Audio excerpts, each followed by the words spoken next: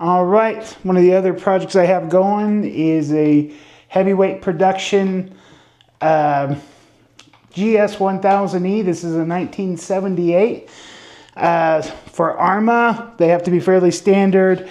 I'll end up putting a standard seat on it. I purchased this bike from the widow of the gentleman who used to race it in the 70s.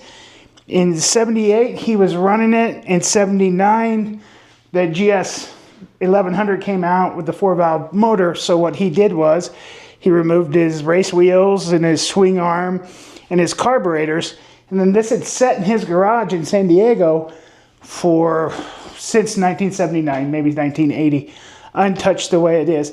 It's got quite a lot of neat mods. It's got the aluminum motor mount kit. It basically cams, pistons, the whole shooting match was done to it. This was a regular racer for him. He had more of a flat tracker seat on it. As you can see, it's got some neat stuff like Rob North Fabrications. Rob North, who's famous for the Triumph Triples. He's kind of a San Diego Chula Vista icon. He's still down there. He's still building things, and he's an amazing guy. The plan for this now is I'm going to update with 86 GSXR 1100 wheels, a 4-inch in the back. I've got the GS1100E swing arm for this. I've got a subframe, and one of the things that happens when you buy race bikes, or when I buy a race bike, is I'll buy a bunch of other bikes. So I have a pile of spare parts, so I'm not going down and spending 100 for this, 50 for that, 60 for that. I'll just keep an eye out.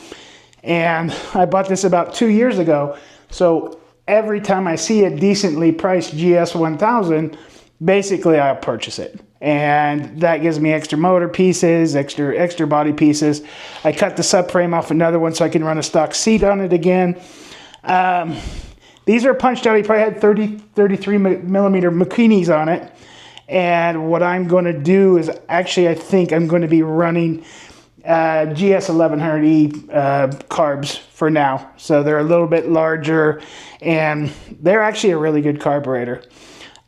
Other than that, it's basically another year or two away from being finished. But when it's finished, it should be an excellent motorcycle and a great racer. The ARMA Historic Vintage is a fantastic class. You see a lot of very, very cool guys that were racing since the 70s still out there participating. So I definitely recommend you have a look into it. Thanks.